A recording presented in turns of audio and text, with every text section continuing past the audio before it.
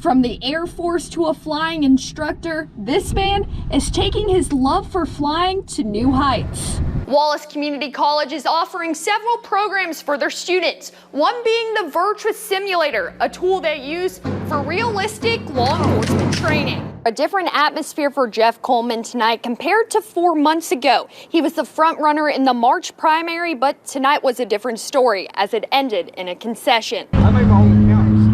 One of the biggest changes Dothan City Schools is implementing for their sports teams is getting rid of watering stations and making sure every athlete is bringing their own water bottle. I'm holding the 24-page plan DCS has on reopening under COVID-19. Now, Dothan City Schools is giving the parents the option whether they rather have their child attend virtually or traditionally. Schools closing with no warning had every school system in complete shock. But Geneva County Schools made sure one thing was certain: the mental health of their students. Immediately jumped onto telehealth, and so we were able to stay connected with our students throughout this whole ordeal so far, and providing them their services in their home, which allowed us to connect more with parents and just really help them with the anxiety. A quick and easy learning curve for Teresa Holmes, but for students choosing the virtual route, it may cause some challenges. We certainly know, though, that being part of school and socialization is vital for kids' mental health.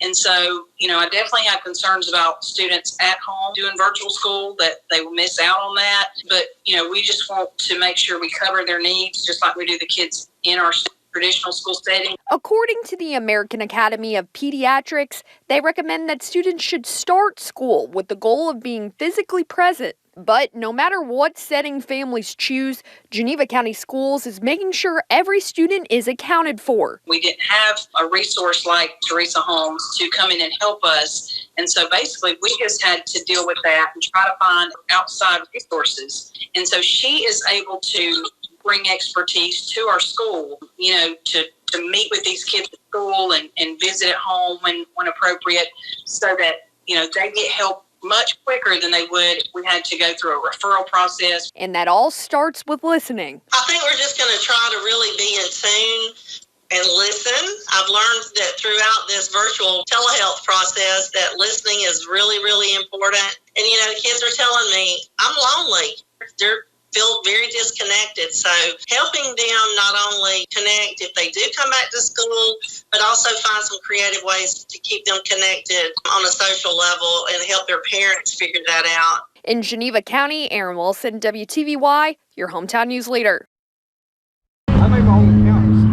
One of the biggest changes Dothan City Schools is implementing for their sports teams is getting rid of watering stations and making sure every athlete is bringing their own water bottle. This change comes after Dothan City Schools released the 24-page plan to reopening under COVID-19.